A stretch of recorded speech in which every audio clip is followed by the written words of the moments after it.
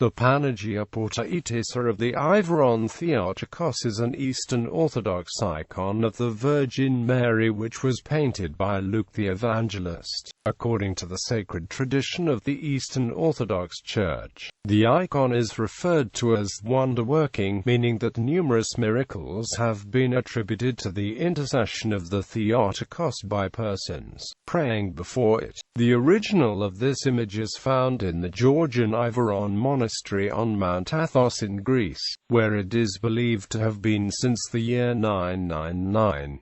The synaxis for this icon is on February 12, as well as on Bright Tuesday, and also in October 13 for the translation to Moscow of the Iveron icon. The icon belongs to a family of images of the Theotokos known as Hodagatria after the prototype from Constantinople. In these icons, the Christ child sits on his mother's left arm and she is depicted pointing to Christ with her right hand. Another famous icon based upon Hodagatria is Our Lady of Cara. A unique characteristic of this icon is what appears to be a scar on the Virgin Mary's right cheek or her chin. A number of different traditions exist to explain this, but the one most commonly held by Orthodox Christians is that the icon was stabbed by a soldier in Nicaea during the period of Byzantine iconoclasm, under the Emperor Theophilus.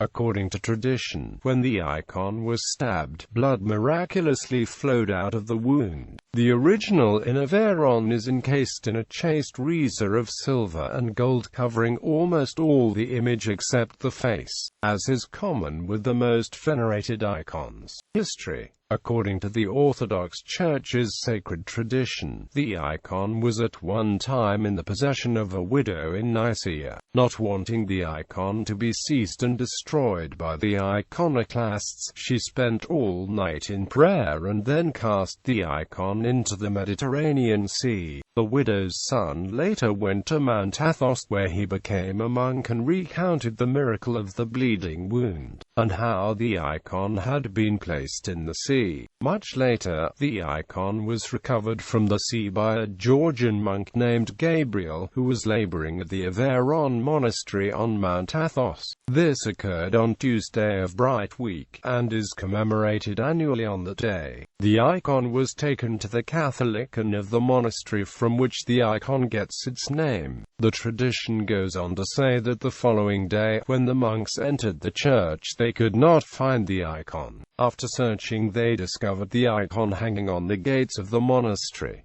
This occurrence was repeated several times, until St. Gabriel reported that he had seen a vision of the Theotokos, wherein she revealed that she did not want her icon to be guarded by the monks, but rather she intended to be the protectress.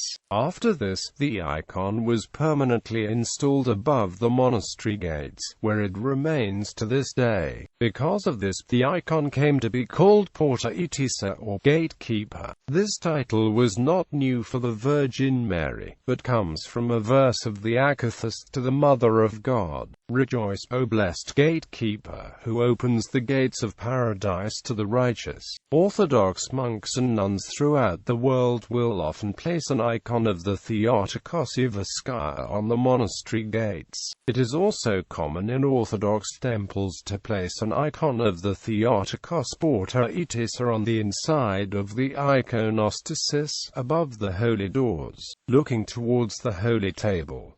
Moscow version. In 1648, Patriarch Nikon of Moscow, while he was still archimandrite of Novospassky Monastery, commissioned an exact copy of the Iveron icon to be made and sent to Russia. Almost immediately upon its arrival on October 13, the icon was glorified, with numerous miracles attributed to it by the faithful. The Eva Sky Chapel was built in 1669 designed to enshrine the icon next to the Kremlin walls in Moscow. The chapel was the main entrance to Red Square, and traditionally everyone, for the Tsar down to the lowest peasant, would stop there to venerate the icon before entering the square. After the Bolshevik Revolution of 1917, the chapel was destroyed by the communists and the fate of the icon is unknown to this day. Montreal version. As is common in the Orthodox Church, the icon is a prototype which has been copied numerous times. Several of the copies themselves have been known to be wonderworking, one of the most famous of which is the myrrh-streaming icon from Montreal in Canada. For the 15 years, as myrrh continued to flow from the icon, Brother José Munoz Cortés devoted himself to its care, accompanying it on numerous trips to parishes all over the United States and Canada, to South America, Australia, and Europe. A new copy of the Montreal myrrh-streaming Iviron icon began streaming myrrh at the Russian Orthodox Church in Hawaii in 2007.